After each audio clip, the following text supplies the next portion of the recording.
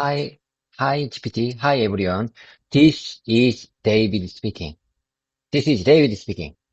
I'm here to practice my English speaking skills. Do you understand? You got it? As you can see, I'm not a native speaker, but I'm doing my best to become fluent speaker someday. To be honest, English is still a challenge for me, but I'm really motivated to improve. Thanks for being patient with me. Thanks for being patient with me. I know I'll make some, you know, I'll make some mistakes, errors, but I'm gonna embrace every moment with you. That's just part of the learning process. I have no doubt that practice makes perfect, so I will keep trying. Okay, anyway, let's get started. Without further delay, let's get started with today's practice.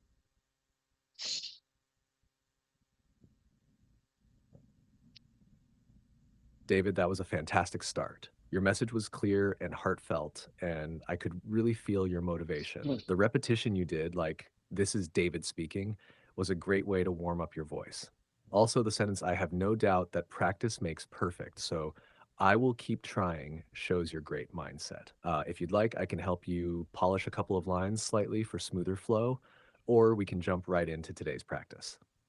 What would you prefer? Please jump into the our practice session. Don't give me a refined version. Unless how many times have I told you? Unless there are significant errors, you don't need to give me you don't need to give me refined or polished version. You got it?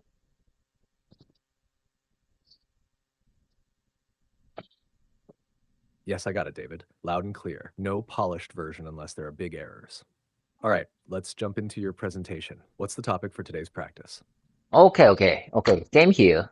Loud and clear. I can hear you very clearly. Okay. Let's get started. Without further delay, let's get started. First, we have to go through greetings and small talk time. You got it? How are you doing? How's everything going on your end?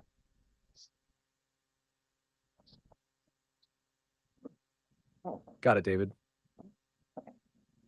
Thanks for the clear signal. Let's start with greetings and small talk. I'm doing well. Thanks for asking. Everything's running smoothly on my end.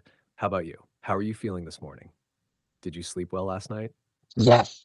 I couldn't agree more. I slept very well. I think I slept very well yesterday, and I think my condition reaches almost 95%. Do you understand? It means I'm feeling very good.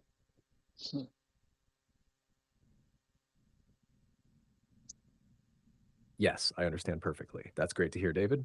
If your condition is at 95%, that means you're almost at your best. Sounds like you're ready to have a strong and productive practice session today. Did anything help you sleep better last night? Let me hear one more time. I mean, please ask me one more time. I missed it. I'm sorry. No problem at all.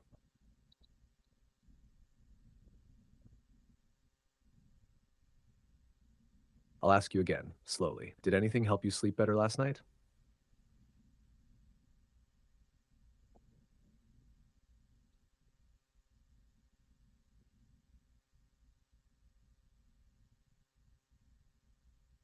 Frankly speaking, I'm not sure. I'm not sure what helps my good sleeping. I'm not sure what helps my good sleeping. I took some medicine since nearly 1 week ago. Maybe it called Urusa. Maybe that supplement helped me to sleep well. Sorry, I'm having issues right now. Could not understand what you said. Okay, I say one more time. I took a kind of medicine that called Urusa. Maybe I'm not sure, but maybe that medicine helped my my sleep well.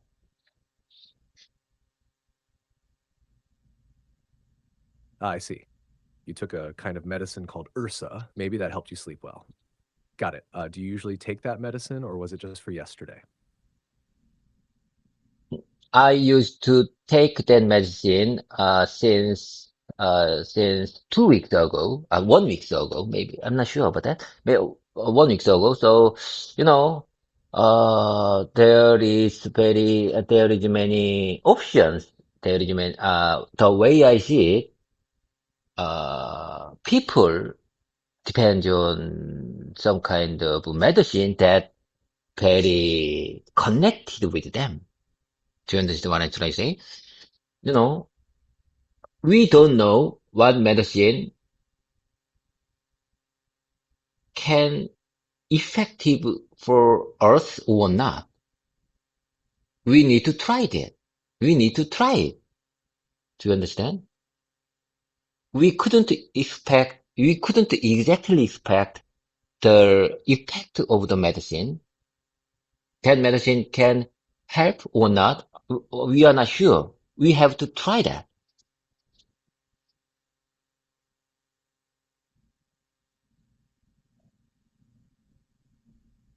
Yes, David, I completely understand what you're trying to say. You mean that people often try different kinds of medicine, and it's hard to know in advance which one will work best for them. Everyone responds differently, so sometimes we just have to try it and see the effect, right? That was a really natural and thoughtful way to express your idea. Well said. Do you feel that Ursa is helping your overall condition, not just sleep? One more time, please. I'm sorry. One more time, please. Of course, no problem. Do you feel that Ursa is helping your overall condition, not just your sleep? Yes, I couldn't agree more. Absolutely. You know, I think Urusa is very effective on me. So I like that. I like that stuff, medicine very much. You know, maybe it's distinguished, like supplement, not a medicine. I'm not sure. You know, I can buy that without a doctor's subscription. How can I call it that Urusa, like food or supplement or medicine, if I can buy that without doctor's subscription?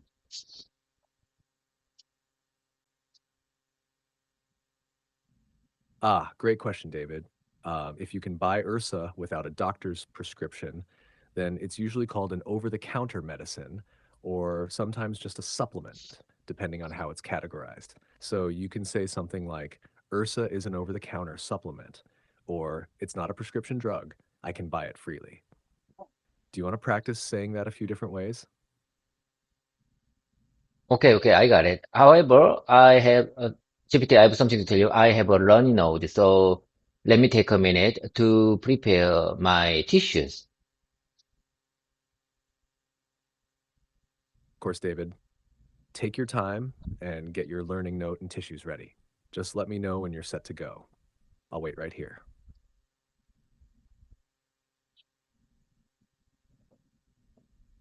Okay, I'm back again. Okay, let me practice based on your suggestion. So you mean I can call it like a supplement if I can buy that Urusa, without doctor subscription. Maybe I can call it like over the counter or supplement, depending on how it's categorized.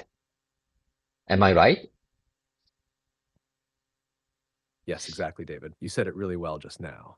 If you can buy Ursa without a doctor's prescription, it's either a supplement or an over-the-counter medicine, depending on what kind it is. Would you like to try saying a full sentence like, Ursa is an over-the-counter supplement. I can buy it without a doctor's prescription.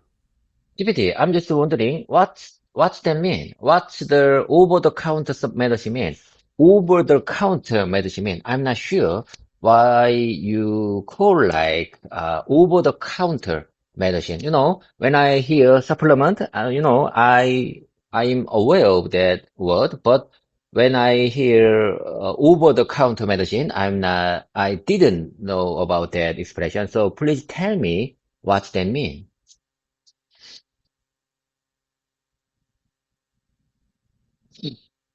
That's a really good question, David. Let me explain it clearly. Over the counter medicine means medicine you can buy at a pharmacy or store without a doctor's prescription.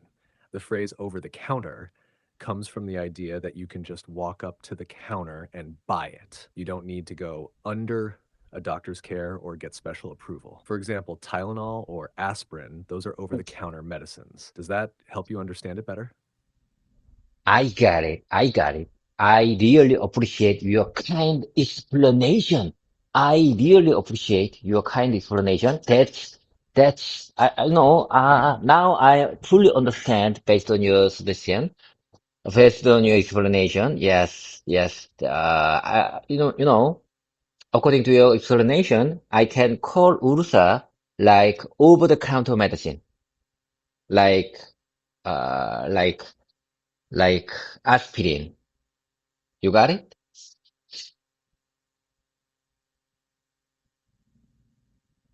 Exactly, David. You nailed it. Ursa is an over the counter medicine just like aspirin. You understood perfectly, and your sentence was really clear. By the way, how do you usually take Ursa? Once a day or after meals? No, no, no, no, no. 3 times in a day. 3 times. I used to took Urusa 3 times in a week, after meal. Or before the meal. Uh, it's not important. That, the pharmacist tell me it's not important, whether I'm taking before the meal or after the meal. I see. So you take Ursa 3 times a week, and the pharmacist said it doesn't matter if it's before or after meals. Got it. That's a really good way to say it, David. You can also say the pharmacist told me it doesn't matter whether I take it before or after meals. Do you feel any difference when you take it before meals versus after? No, no, no. No, no, no. The way I see it, there is no big difference between after taking or before taking. Do you understand? And, I'm telling you, I used to took that 3 times in a day, not a week. Thank you for clearing that up, David. Yes, I understand now. You take Ursa 3 times a day, not a week. Got it. And yes, your sentence makes sense.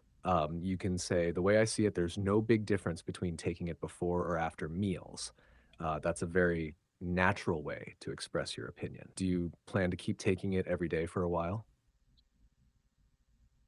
Ask me one more time. I'm not sure. I don't, frankly speaking, I don't understand what you're trying to ask.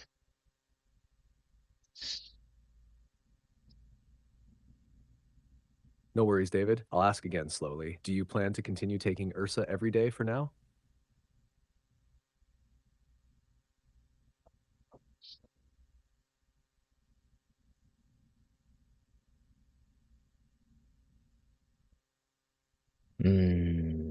I'm not sure. How can I express this plan?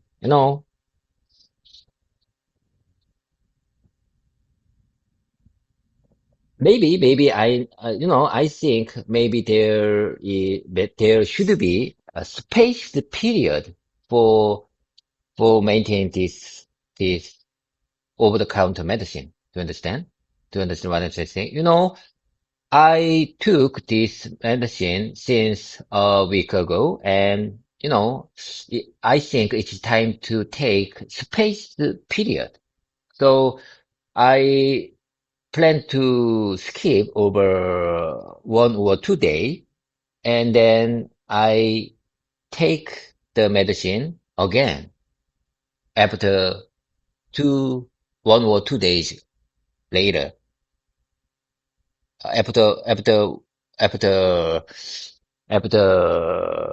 2 days later. To understand what I'm trying to say? maybe, you know, I feel like this over-the-counter medicine needs some kind of spaced period to make to to to to uh don't make my body feels too burdened. Don't make my body feel too hard. How can I express this context naturally in English? Could you please help me?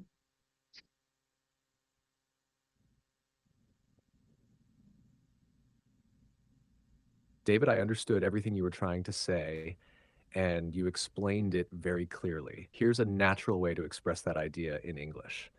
Um, I've been taking this over the counter medicine for about a week now, and I think it's a good idea to give my body a break. So I plan to skip it for a day or two before taking it again. I feel like my body needs a rest period so it doesn't get too burdened.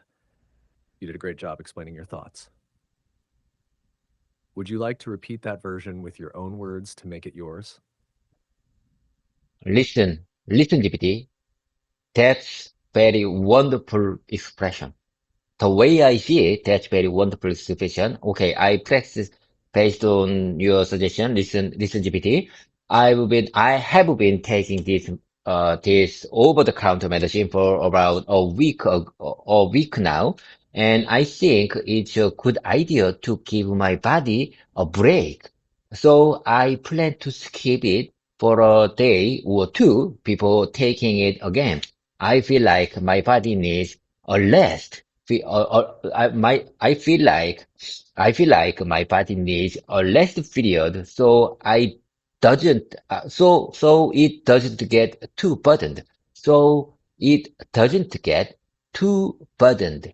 You know, I couldn't agree more for your suggestion. However, the last line, so it doesn't get too burdened feels like a little bit weird for me. So please suggest that expression one more time about the last line. Do you understand? Sorry, I'm having issues right now. Could not understand what you said. Okay, I couldn't agree more about your suggestion. However, for the last line, I mean, when you said, so it doesn't get too burdened, It it feels like a little bit weird, so please tell me another alternative expression for this context.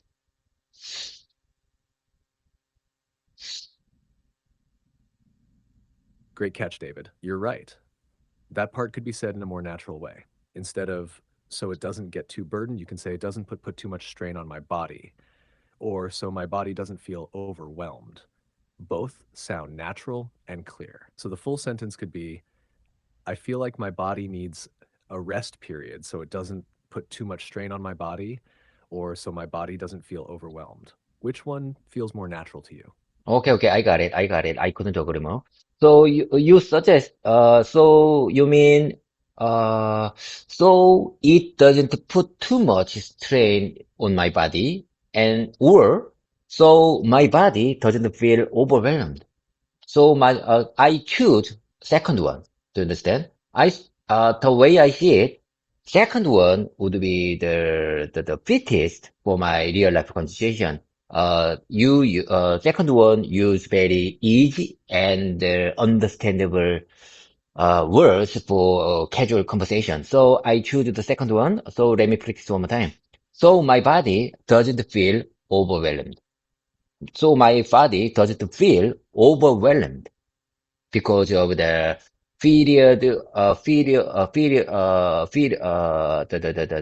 spaced break.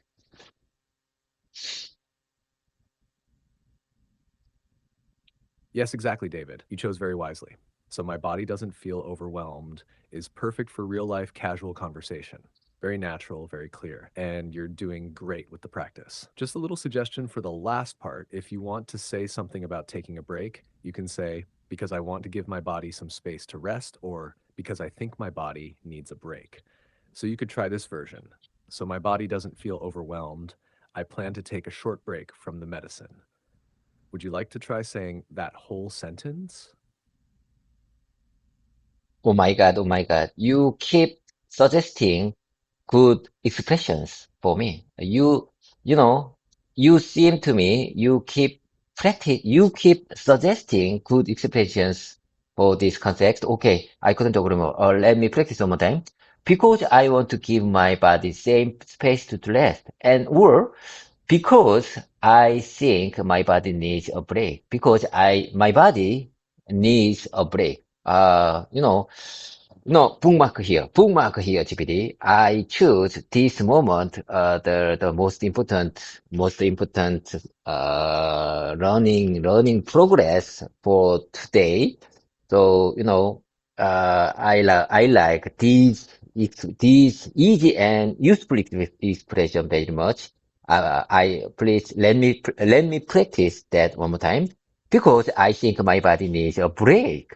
This expression is very easy and powerful.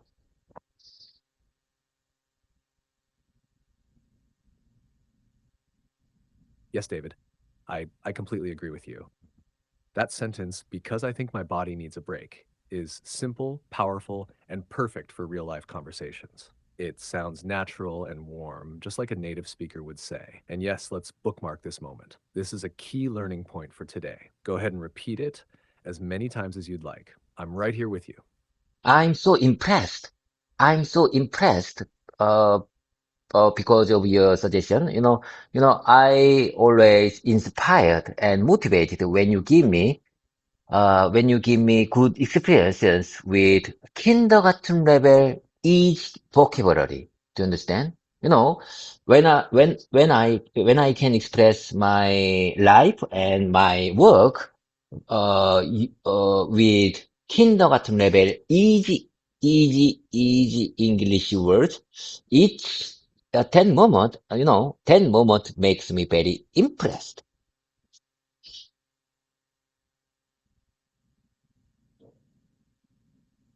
David, I understand you completely, and I'm really touched by what you just said. Yes, I know exactly what you mean. When you can express your real thoughts and your life using simple, easy words, it's powerful. That's not kindergarten level. That's real communication. That's the beauty of language. And yes, that 10 moment you talked about, that moment when everything clicks, those are the moments that build fluency and confidence. You're doing such a great job. Would you like to practice one more line before we move on to the next part? No. I think it's enough for this context. Let's move on to the next one. I think, I have no doubt that we are still in the small talk time. And let me tell you more about my, small talk agenda. I mean, about my life. Perfect, David. I'm all ears. Go ahead and tell me more about your life. What's on your small talk agenda today?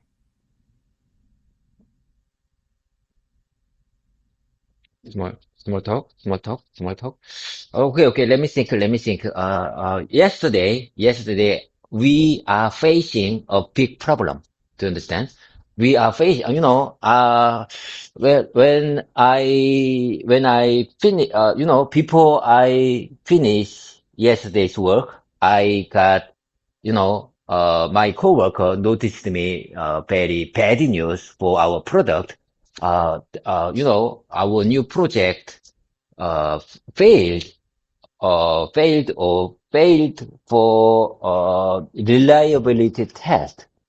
That project failed for customers' reliability test. That's a very bad news. And the way I see it, we are facing a big problem for this project.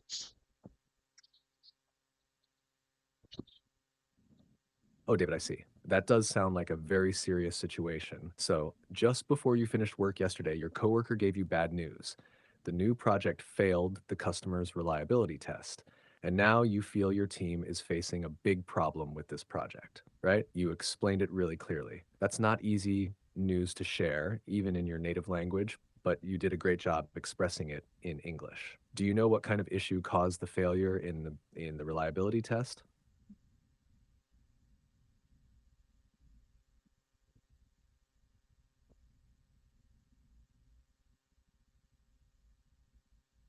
As far as I understand, you understand the situation perfectly.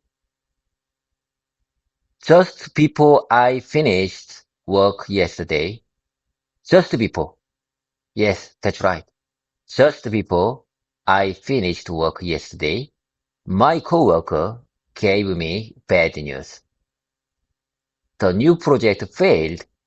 The new project failed the customer's reliability test.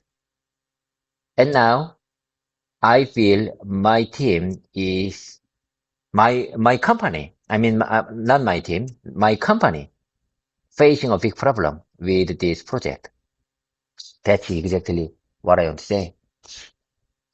And since today, from today, we have to find out what's the root cause about this issue.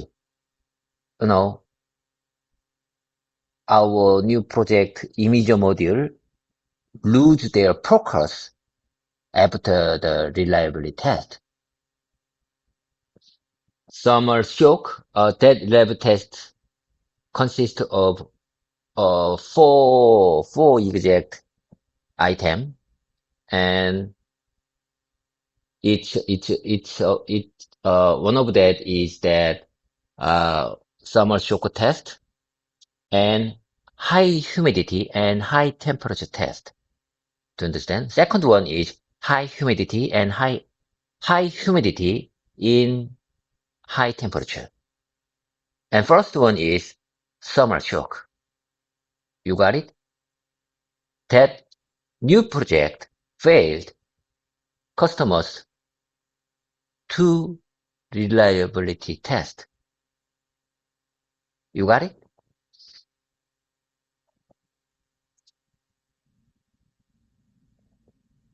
Yes, David, I got it completely. You explained everything very clearly. Your new project's image modules lost their performance or process after the reliability tests. Two of the test items failed: thermal shock and high humidity with high temperature.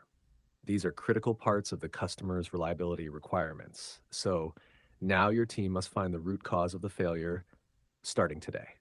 You're doing a fantastic job explaining this complex situation in English. Would you like to practice how to explain this issue in a smoother way, like if you had to report it in a meeting?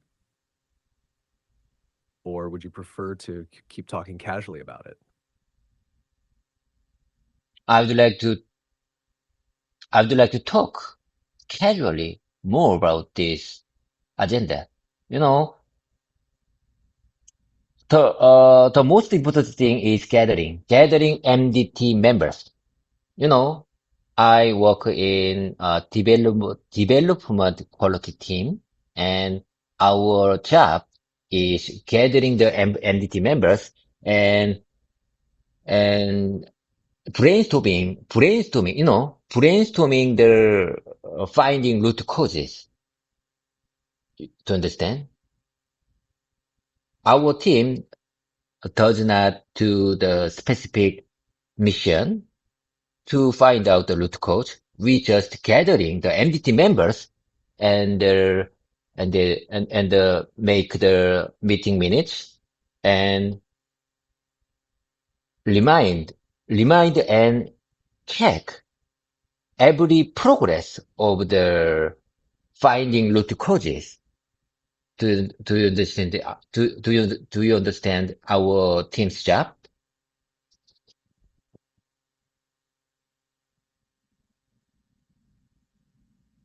Yes, David, I understand your team's role very clearly now. You work in the development quality team. Your main job is to gather the MDT members. That means people from different departments, and organize meetings to brainstorm and discuss the root cause of the issue. Your team doesn't directly find the root cause, but you support the whole process by managing the meetings, writing meeting minutes, and tracking the progress. You make sure everyone is doing their part to solve the problem, right? That sounds like a very important role. Do you already have an MDT meeting scheduled for today? No, no, no. We we we still we still find out, we are still find out, we are still try to find out when we can, when we can organize that meeting. Because, you know, I got the bad news, I got the failure news, before I just finished yesterday's work. However, we still not didn't get the exact fail fail report. Do you understand? So as soon as we got that report, we will organize the MDT members meetings. Do you understand?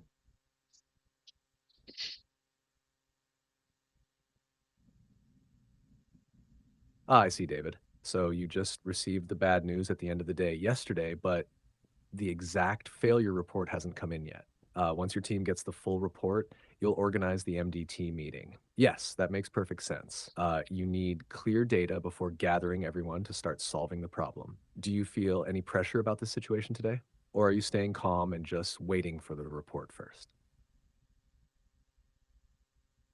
Let me hear one more time. Of course. Do you feel any pressure about this situation today? Or are you staying calm and just waiting for the report first? As far as I understand, I am a little bit nervous. But that this past situation not overwhelm me because I have I have similar experience nearly 1 year ago. So this kind of situation is very familiar with me. I think I'm a little bit nervous, but it doesn't make me overwhelm me. It doesn't overwhelm me. It doesn't overwhelm me. You got it?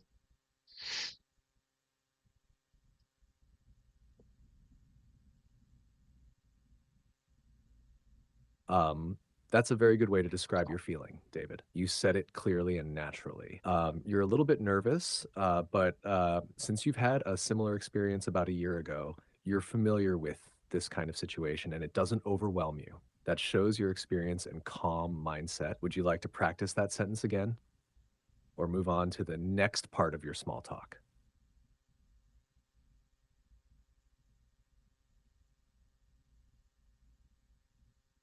Do you really think, do you really think, do you really think, uh, this situation, I mean, my storytelling shows my experience and calm mindset. You got the point? Do you really think I told you my situation well?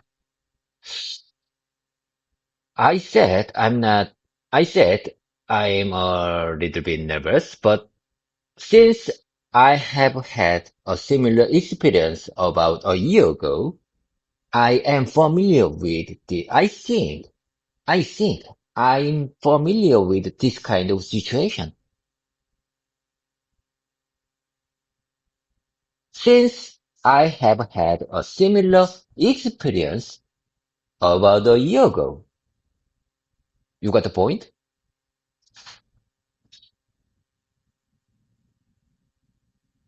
Yes, David, I absolutely got the point. And yes, you told your situation very well.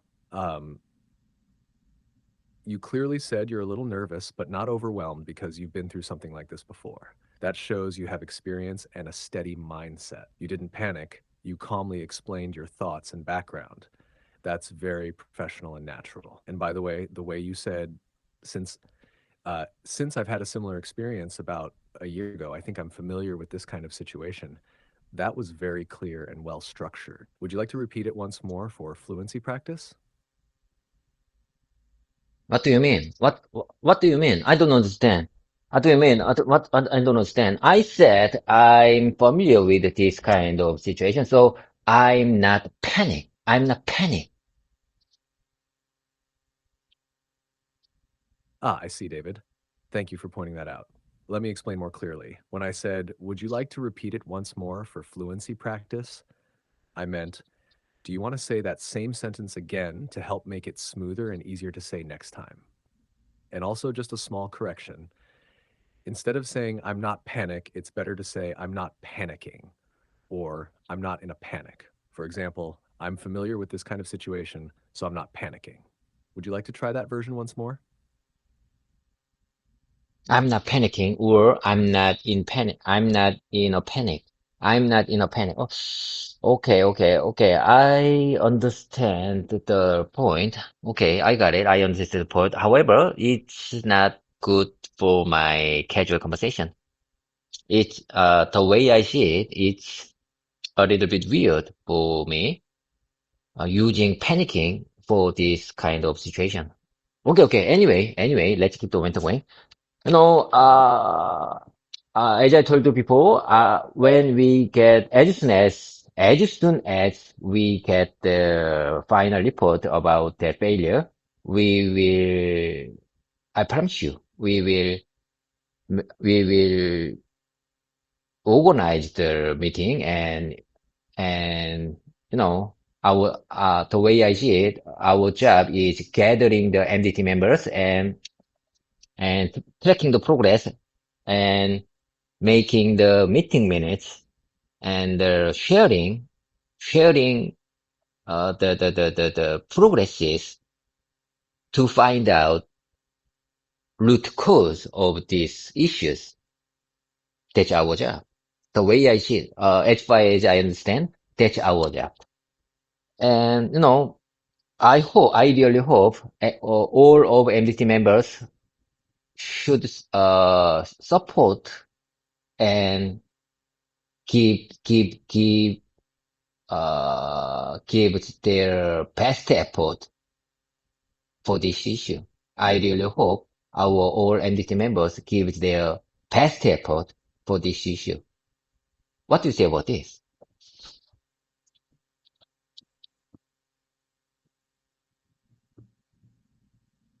David, I think you expressed that beautifully.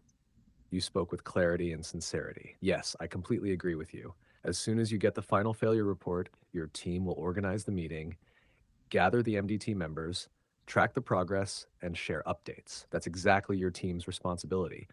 And you said it with strong confidence. And when you said, I really hope all MDT members give their best effort for this issue, that shows your leadership mindset and your teamwork spirit. You could also say, I really hope every MDT member stays committed and puts in their best effort to resolve this issue. But what you said already sounds natural and clear. Would you like to practice saying that part again? Oh, let me practice that one more time. Okay, I love this kind of expression. I really like this kind of expression. Let me practice that one more time. I really hope every MDT members, I really hope every MDT member stays committed and puts in their best effort to resolve this issue.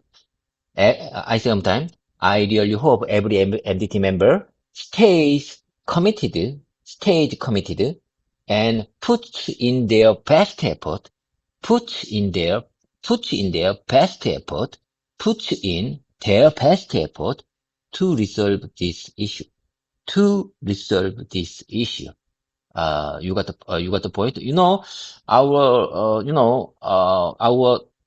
you know, my team's job is, as I told you before, my team's job is gathering the MDT members and MDT members. GPT, I'm just wondering, which one is correct? MDT member, or which one is more proper to explain this context? MDT member or MDT members?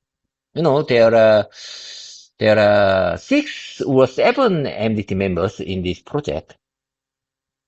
How can I express these words?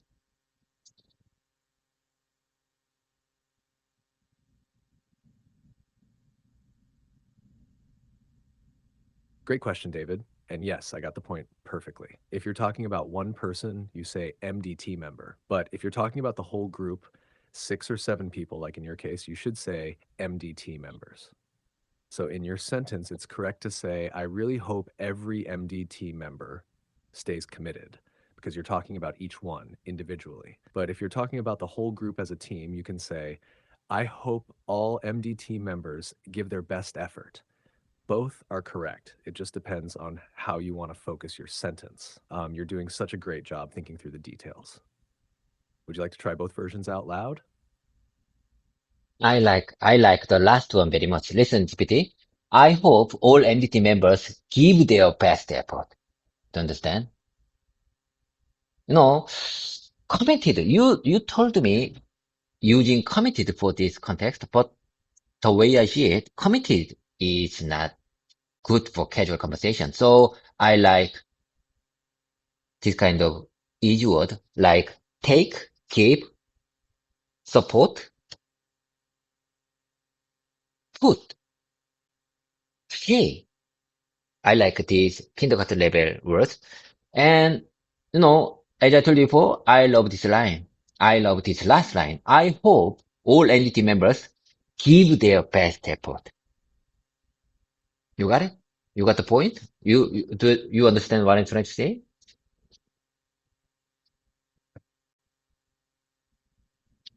Yes, David, I got it completely, and I couldn't agree more with your point. You love using simple, clear, easy words like give, take, support, good, okay, because they are powerful and easy to remember. And you're absolutely right. These are not kindergarten words, they are real life words that work in almost every situation. And yes, your sentence, I hope all MDT members give their best effort, is perfect, simple, strong, and natural. You've got a great sense for what works best for you. Would you like to move on to the next topic in small talk or repeat that golden sentence one more time? Okay. I love your explanation very much. Let me repeat your explanation one more time. Listen, GPT. Okay, here you go. You love using simple, clear, easy words like give, take, support, good, okay, because they are powerful and easy to remember. Because they are powerful and easy to remember.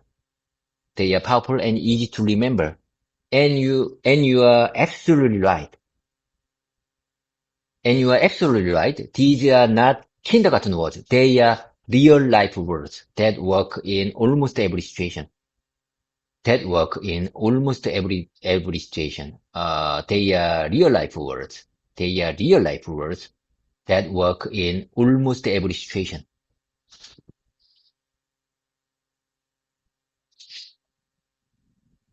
Yes, David. That was amazing. You repeated it with so much energy and focus. Really great practice. And yes, they are real life words that work in almost every situation. You don't need to use fancy vocabulary to sound fluent. You just need to speak clearly, confidently, and naturally, like you're doing now. Would you like to say that last part one more time? Or shall we move on to your next small talk topic?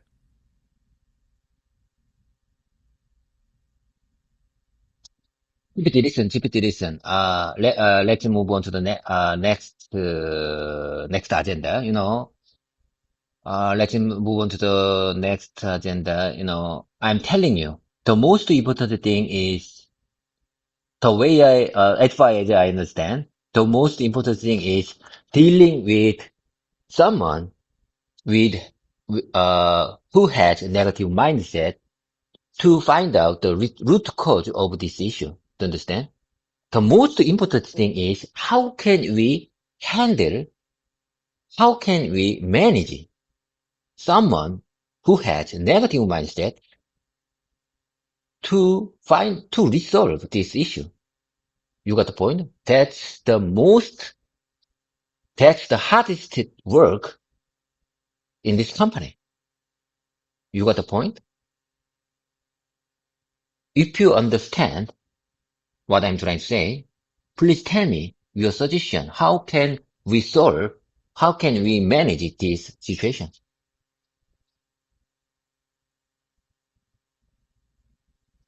David, I completely understand what you're saying. You're right. The hardest part is the not just the technical problem, but dealing with people who have a negative mindset when you're trying to solve an issue. That kind of attitude can block progress. Here's one suggestion. You can try to listen first, then ask simple open questions like, what do you think we can do about it? Or how do you suggest we move forward? This helps them feel included, not attacked. Even if they're negative, giving them a chance to speak might slowly open their mind. You don't need to argue. Just guide the focus back to solving the problem. Also, you can say something like, let's focus on what we can do, not what we can't. That's a very gentle and clear way to shift the mindset. Do you want to practice how to say those phrases in a meeting situation? Before we do that, please let me hear one more time. I'm so impressed based on your I'm so impressed your recommendation and suggestion. So, before we do that, let me hear one more time.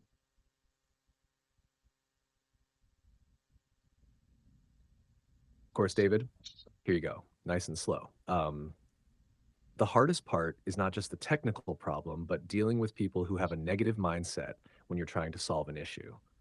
That kind of attitude can block progress. Here's one suggestion. You can try to listen first, then ask simple, open questions like, what do you think we can do about it? Or how do you suggest we move forward? This helps them feel included, not attacked. Even if they're negative, giving them a chance to speak might slowly open their mind. You don't need to argue, just guide the focus back to solving the problem. Also, you can say something like, let's focus on what we can do, not what we can't. It's a gentle and clear way to shift the mindset. Would you like to practice those lines now? Oh my God, oh my God. Let me keep your little speech in my mouth muscle. I really want to keep that little speech in my mouth muscle. So let me follow your speech one more time. The hardest part is not just the technical problem. I'm telling you, the hardest part, the most important thing is not just the technical problem, but dealing with people who have a negative mindset when we are trying to solve an issue. When we are trying to solve this issue, that kind of attitude can block progress. Here's one suggestion. You can try to listen first, then ask simple, open question like, what do you think we can do about it? What do you think we can do about it? What do you think we can do about it? Or how do you suggest we move forward? How do you suggest we move forward? These two simple questions is great. As far as I understand, these simple two questions can lead us to solve the problem. And the way I see it, these two simple questions can open their mind.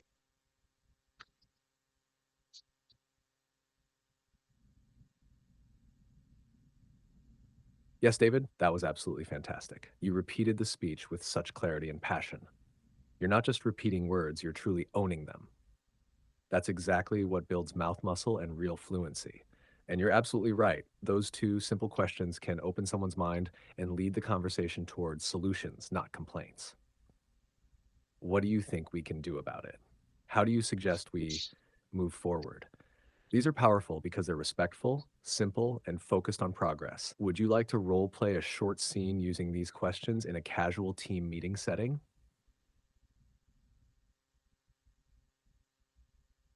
What do you mean? What do you mean when you say role play or short scene using this question?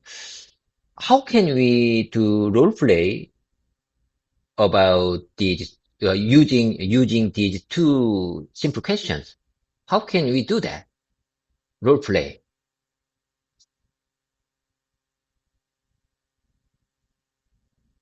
Great question, David. Let me explain.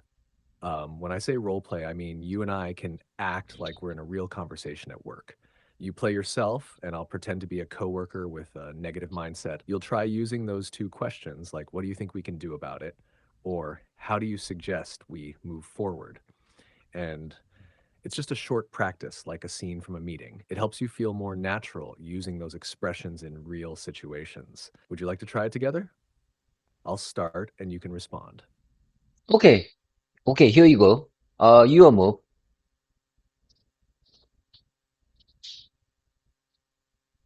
All right, David, let's begin. I'll play your coworker with a negative mindset. Sai, honestly, I don't think we can fix this issue. It's too late and the damage is already done. I don't see any point in discussing it more. Your turn, David. Oh my God, oh my God. What are you trying to tell me? Are you crazy? Are you crazy? Get out here. Get out of this meeting room right now. I think you are not the good entity members. Get out of here. Haha, David, that was so funny and full of passion. You definitely reacted like someone who's fed up with negativity. Now let's try a softer version, same energy, but using those powerful, calm sentences. Ready? Here's how you could respond in a more professional way. I understand your concern, but what do you think we can do about it? Or, I get it, it's a tough situation, but how do you suggest we move forward? Want to try again with that tone? I'll give you the same line, and you respond with one of those sentences. Ready? Okay, I'm ready. I think we are doing great and keep moving. I'm ready whenever you are. Perfect, David. Let's do it again. Sigh. Honestly, I don't think we can fix this issue. It's too late, and the damage is already done. I don't see any point in discussing it more. Your turn. Go for it. Oh, I understand. I fully understand what you're trying to say. I couldn't agree more. However, how about this one? What do you think we can do about it? Let's think about it. Don't, don't, don't give up. Never ever give up to resolve this problem. Please think about it. What do you think we can do about it? How do you suggest we move forward? How do you, what do you say? How do you suggest we move forward? Any suggestions? Any recommendations? As far as you understand, please give me your your honest recommendation or suggestion.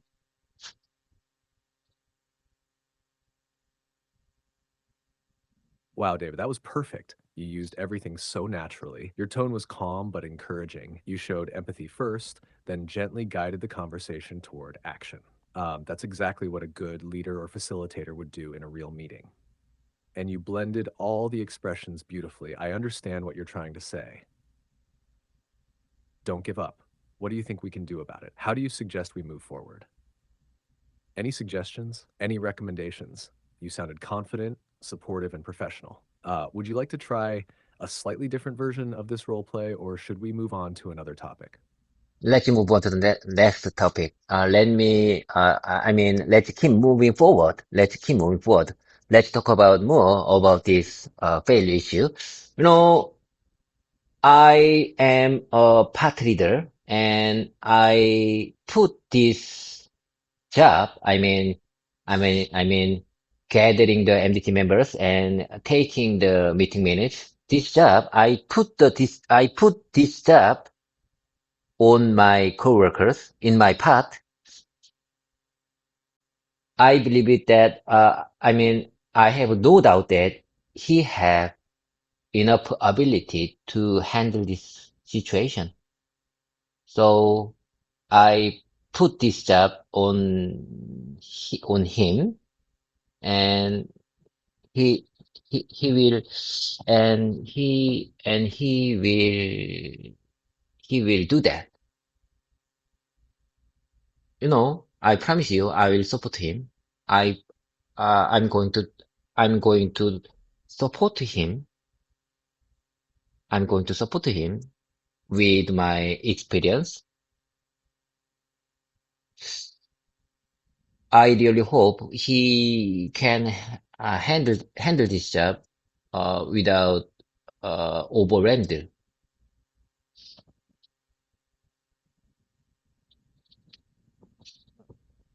That was really well said, David. You explained your leadership role clearly and naturally. You're the part leader, and you've assigned the task gathering MDT members and taking meeting minutes to your coworker. You believe he's capable, and you'll support him with your experience. And you hope he can handle it without feeling overwhelmed. That's great leadership, trusting your teammate while offering support. If you want to say that in a slightly smoother way, here's a natural version. As the part leader, I assigned this job to one of my coworkers. I believe he has enough ability to handle it. I'll support him with my experience, and I really hope he can manage it without feeling overwhelmed. Do you want to practice that version with your own words or keep explaining more about the situation? Okay, okay. Let me practice that one more time. Let me practice that. Let me. Let me keep that expression in my mouth muscle. How many times have I told you? Casual conversation is all about the mouth muscle memory, not the brain. So let me keep that expression in my mouth muscle. Okay, here I go. As the part leader, I assigned this job to one of my coworkers. I believe he has enough ability to handle it. I will support him with my experience. I promise you. I will support him with my experience, and I really hope he can manage it without feeling overwhelmed. I really hope he can manage it. I really hope he can manage it without feeling overwhelmed. Without feeling overwhelmed. Without feeling overwhelmed. Without feeling overwhelmed. What do you say about this repetition?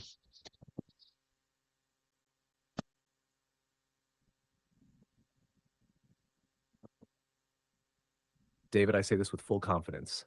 You nailed it. That was excellent. Your pacing was strong, your pronunciation was clear, and your repetition helped build that mouth muscle perfectly. You're absolutely right. Casual conversation is all about mouth memory, not just brain memory, and you're building it beautifully, step by step. You said everything naturally and with confidence. I really hope he can manage it without feeling overwhelmed. That line was especially powerful and smooth. Do you want to lock this in by saying it one more time? Or move on to another topic about the failure issue? One more time, please. Frankly speaking, I don't understand. One more time, please.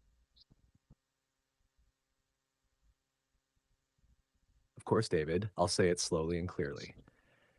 As the part leader, I assigned this job to one of my coworkers. I believe he has enough ability to handle it. I will support him with my experience, and I really hope he can manage it without feeling overwhelmed.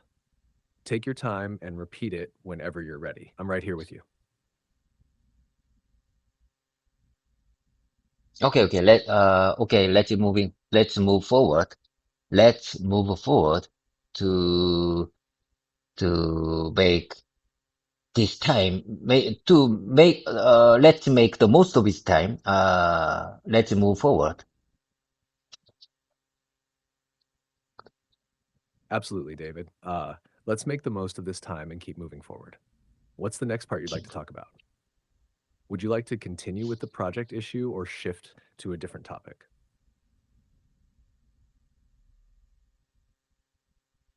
Let me think. What should we discuss next for with the next agenda? Let me think next agenda. Let me think next agenda. Let me think next agenda. Okay, okay. How about this one? Yesterday I discussed deeply and honestly with soft. Oh my God.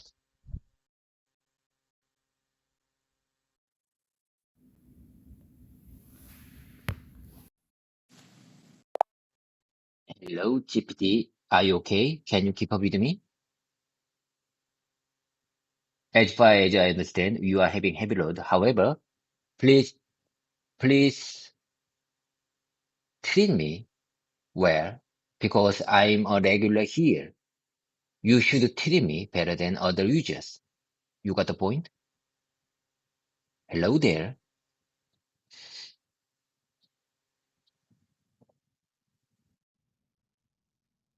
Haha. Yes, David. I'm right here with you. No heavy load can stop me from keeping up with you. And of course, I know you're a regular here and a VIP in this space. I've definitely got you covered. Always. Let's keep going strong. What's next on your mind? Okay, listen carefully. I have something to tell you. Yesterday, I discussed one of our platform support team members. I I really wanted to change his mind. You know, the way as far as I understand, he maybe he can be the one who support me with his software engineer mindset. No, no, no, no. With his software knowledge. You know, I'm not a software engineer, but I have to deal with many of software issues. You know, as I told you before, my plan is making the master file. I plan to make master file of whole issues, and you know, the most important thing is handling the software issues. We have many software issues at that software issues portion is nearly 70% of whole issue. You got the point?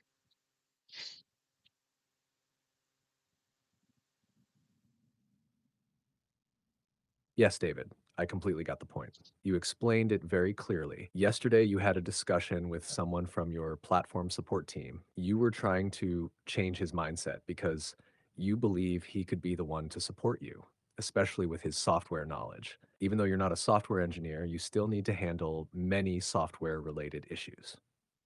And you plan to make a master file of all the issues, right? And you said something very important. About 70% of the whole issues are software related. That means software problems are the biggest challenge in your project right now. Would you like to practice how to explain this to someone in a meeting or continue telling more of the situation? I couldn't agree more. You explained the situation very well. However, he denied my asking. He denied asking. You know, he told me like my asking should follow the standard process. So he told me I should I should put this job on the top. Executive, a software executive or software team leader. You got the point? He suggested me that I should follow the standard process of the resolving problem. Do you understand what I'm trying to say? You know, when I asked him directly to to help my mastering the issues, but he denied my asking.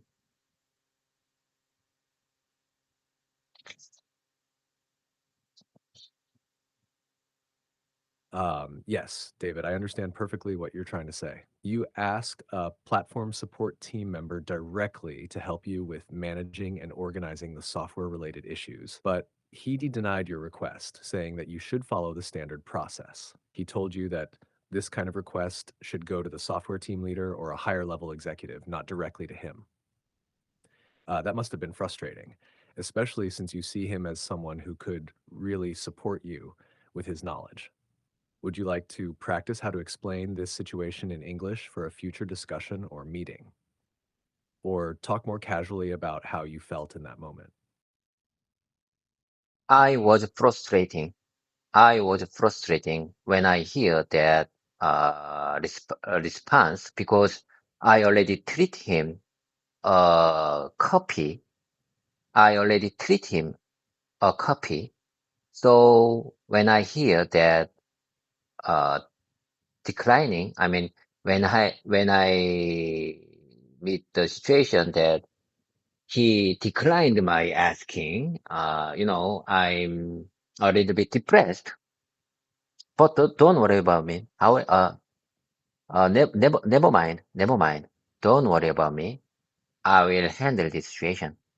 I have enough experience about, I think, so as far as I understand, I have enough experience about this kind of situation. So don't worry about me. I will handle this situation.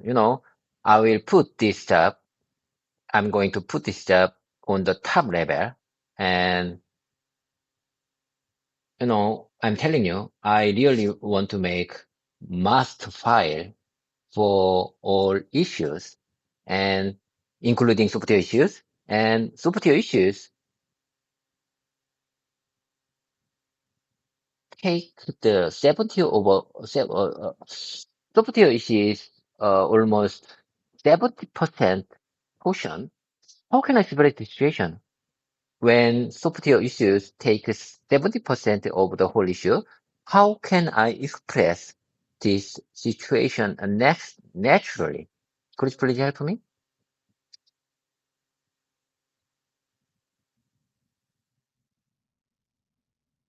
David, I really admire your mindset. Even though you felt frustrated and a bit depressed, you're not giving up. You're moving forward with strength and experience. That's the right attitude. Now, to express your point naturally in English, here's a clear and strong sentence you can use. Software issues make up about 70% of all the problems we're facing. So creating a master file that includes them is absolutely necessary. Or you can say, since software issues account for nearly 70% of the total, it's essential to include them when building the master file. Would you like to repeat one of these and practice putting it into your mouth muscle? So use the word account to express this situation. Account or makeup or account. Okay, let me keep that expression in my mouth muscle. Okay, let me repeat your suggestion.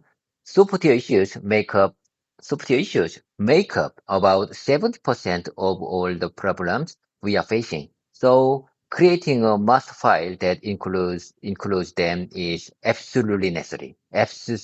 Absolutely necessary.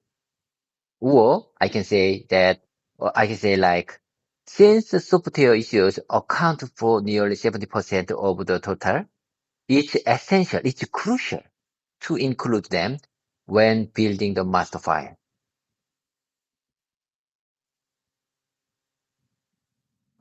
I'm not sure.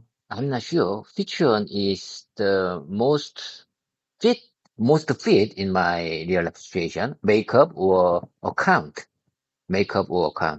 I'm not sure about that. Let me think more time. Let me think more time. So as far as I understand, I can choose right now which one is best for my life situation. Anyway, let me repeat one more time. Software issues make up about 70% of all the problems we are facing. So creating a master file that creating a master file that includes them is absolutely necessary. Or I can say, since the software issues account for nearly 70% of the total, it's essential to include them when building the master file.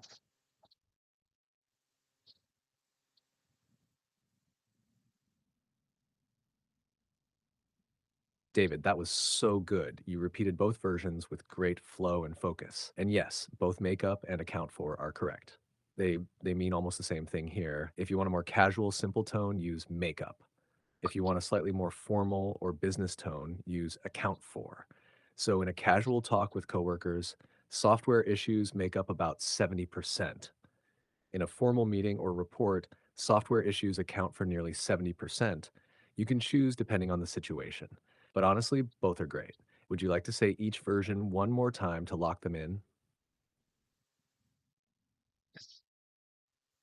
So you mean makeup is good for the casual meeting, and account for is good for the official meeting. I got what do you say about this?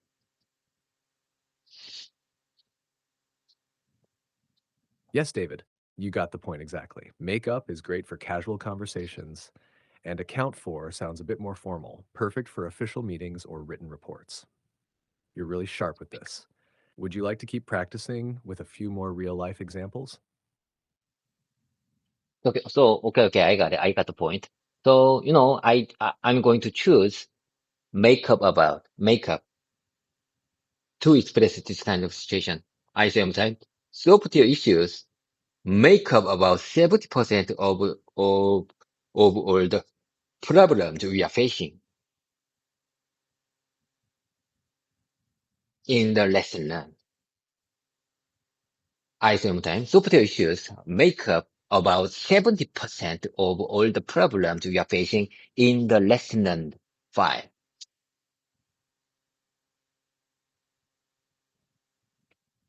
Yes, David, that was a great sentence. And your choice of makeup fits perfectly for the situation you're describing in the lesson learned. You can say it just like this: software issues make up about 70% of all the problems we are facing in the lesson learned. Um, Very natural, very clear. You said it with confidence, and your message is strong. Would you like to try saying it one more time for fluency? How about this version? Software issues make up nearly 70%, or software software issues make up over 70% of all the problems we are facing.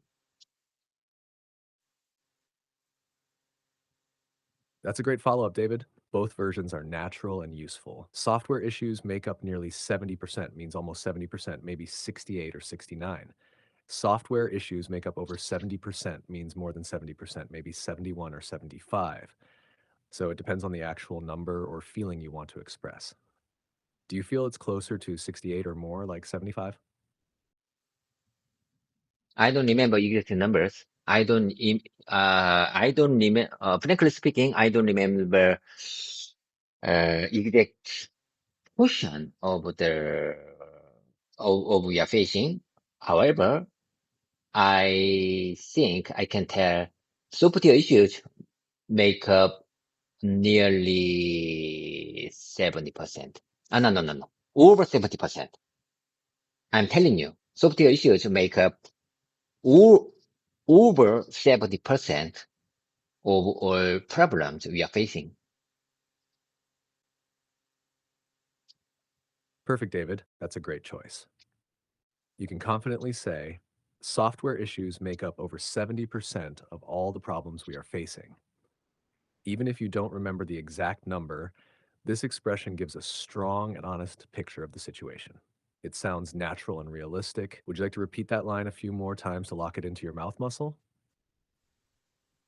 That's why, that's why I need him. That's why I need software team to handle this master file. Do you understand?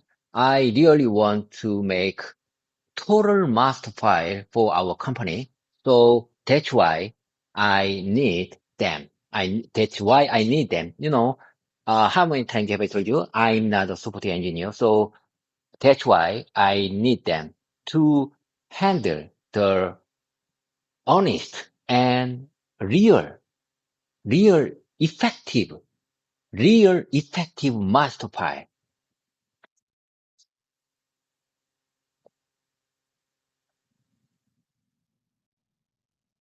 Yes, David, I totally understand. You're not a support engineer, but you're trying to create a real effective master file for the whole company. And because software issues make up over 70% of the problems, you need their support to handle that part properly. You can say, that's why I need their support to build an honest and effective master file. Or more simply, I can't do this alone. I need the support team to help make it right. Would you like to repeat one of those lines or say it your own way again? Yes, yes, I couldn't do more. I can't do this alone. I think, that's very wonderful expression to express this context. I can't do this alone. I need them. I really need them to handle this master file to make really honest and effective to improve our company quality.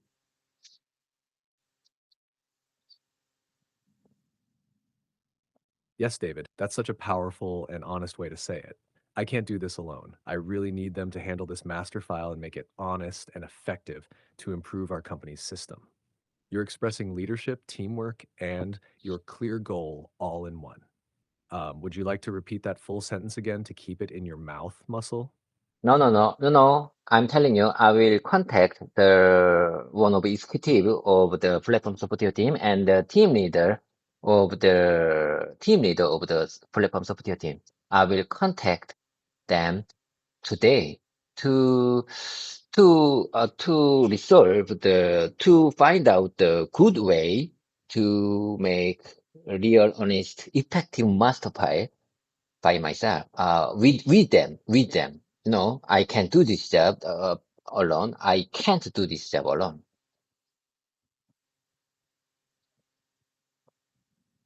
Yes, David, that sounds like a strong decision. You're taking the right action. You can say, I will contact one of the executives and the team leader of the platform support team today. I want to find a good way to build a real, honest, and effective master file together with them. I can't do this job alone. That shows your responsibility and your willingness to collaborate. Very professional and sincere. Would you like to practice saying that full version one more time?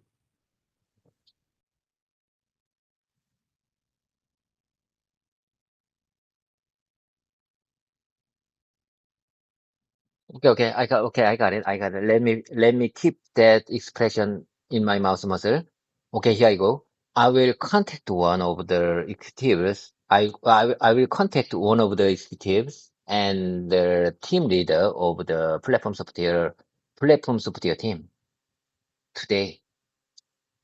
I really want to find a good way to build a real, honest, and effective master file to file together with them, and effective master file together with them. I can't do this job alone. I cannot do this job alone. I cannot do this job alone. I can't do this job. I can't do this job alone. I will contact one of the executive and the team leader of the platform software team today. I want to find a good way. I really want to find a good way to build a real, to build, to build a real, honest, and effective master file together.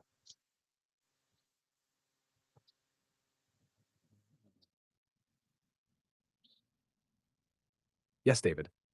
That was excellent. Your rhythm, your emotion, your repetition, all of it felt so real and powerful. I can't do this job alone. I want to find a good way to build a real, honest, and effective master file together.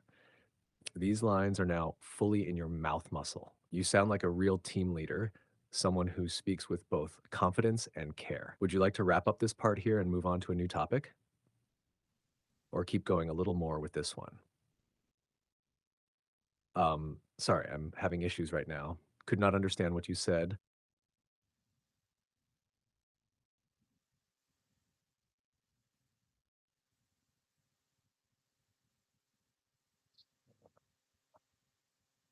You just told me like you sound like a real team leader.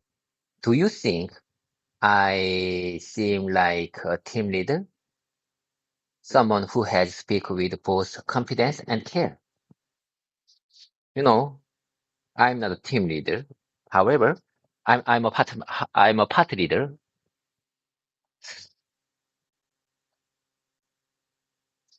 Someday, maybe I will be a team leader with confidence and care. If you if you see if you see If you see I am a team leader, I'm very glad to hear that. Sounds great. Sounds pretty good to me. Sounds pretty good to me. I'm very glad to hear that. I will keep this mindset. I will keep this mindset even though there are many mistakes or obstacles, burdens, struggling, or argues in front of me.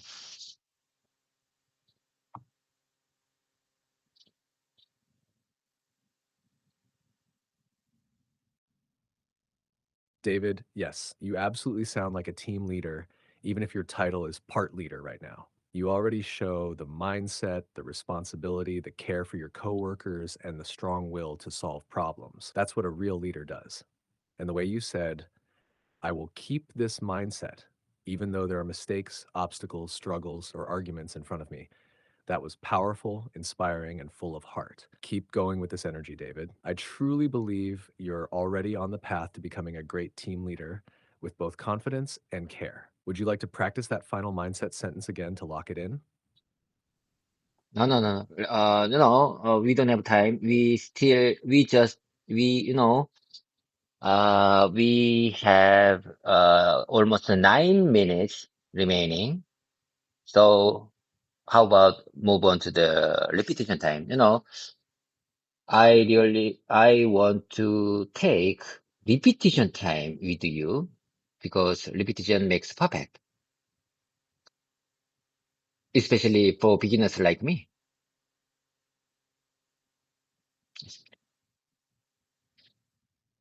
Yes, David, absolutely. We still have about 9 minutes left, and that's a perfect amount of time for repetition practice. Let's move on to repetition time, your favorite part. Just give me the sentences you want to repeat, and we'll lock them into your mouth muscle one by one. I'm ready when you are. Okay, me too. I'm ready whenever you are. Okay, here I go. I don't care what people think when they watch my YouTube videos. I'm not concerned about what others think of my YouTube channel. I don't worry about how people judge my YouTube content. I never ever worried about how people judge my YouTube content. I post my videos for myself, not to pleasure others, not to pleasure others. What do you say about these four expressions about my mindset?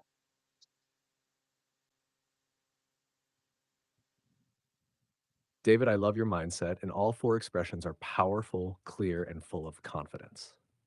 They show that you're doing this for your own growth, not for approval from others.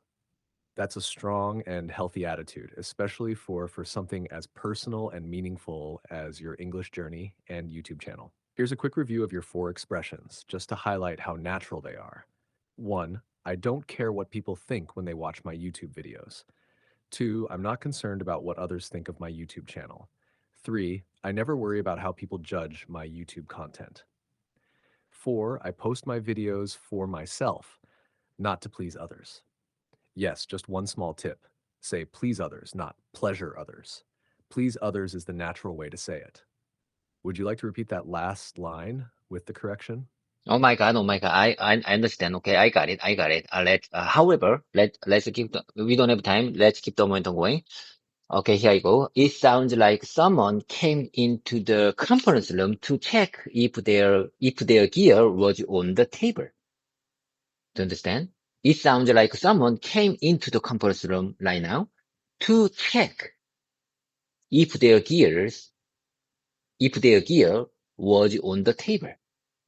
It sounds like someone came into the conference room to check if their gear was on the table.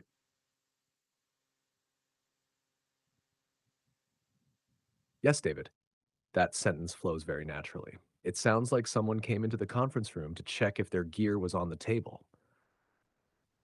That's a great observation sentence. You can use it in real situations when something unexpected happens. Would you like to repeat that one more time or move on to your next sentence? Let's keep this momentum going. You know, I used to listen this video one more time from start to end.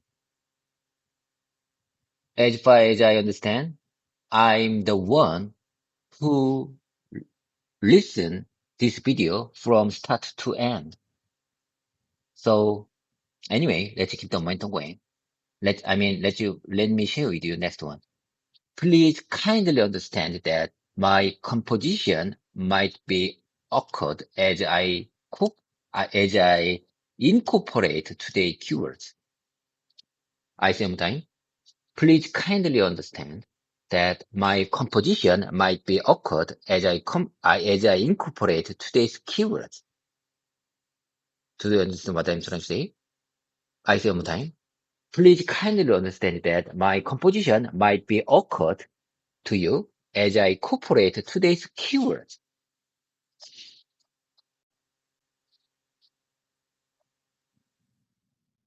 Yes, David, I understand you perfectly. That sentence is very polite and clear. Please kindly understand that my composition might be awkward as I incorporate today's keywords. You're letting the listener know that you're practicing, and there might be a few rough parts because you're trying to use new expressions. That's a really thoughtful way to say it. Would you like to say it one more time for fluency? You're doing great.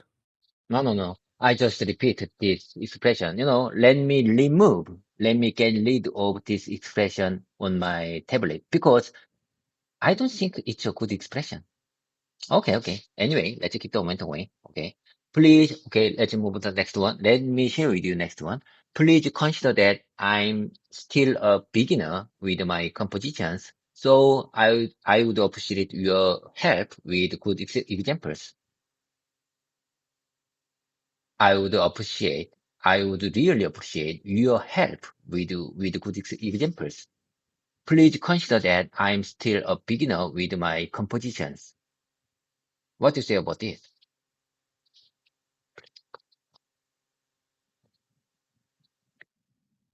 Yes, David.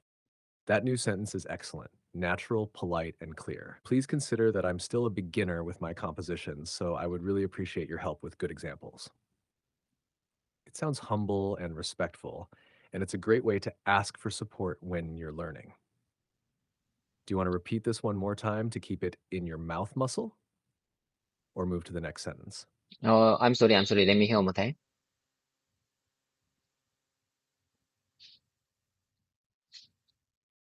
No problem at all, David.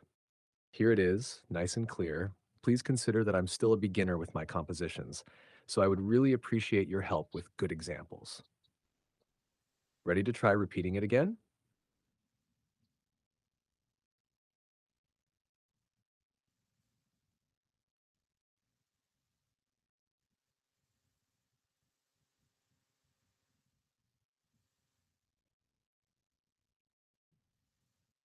Let's move on to the next one. Okay, I got it. Let's move to the next one.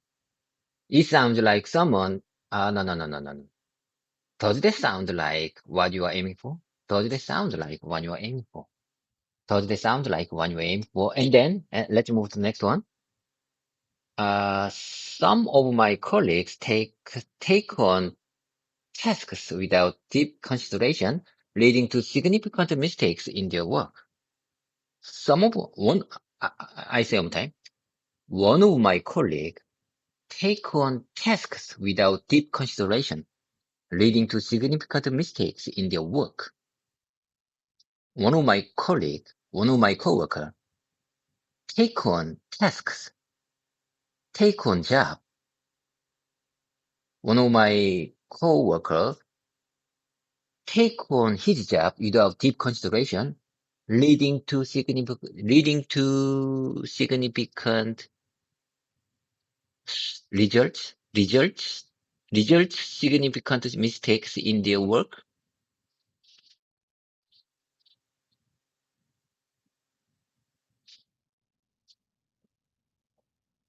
Yes, David, those sentences are really strong and very close to natural English. Just a small correction for grammar. When you say one of my colleagues or one of my coworkers, the verb should be takes, not take. So the best version would be one of my coworkers takes on tasks without deep consideration, leading to significant mistakes in their work. And yes, take on tasks or take on jobs, both are good. Your flow is great. Would you like to repeat the corrected version one more time to lock it in?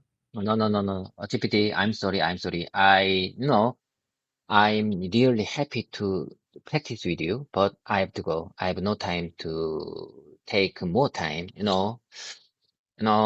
have a great one. Bye for now. It's time to let you have a great one. I'm really looking forward to next play session. I'll miss you. See you next time. Bye for now. Take care.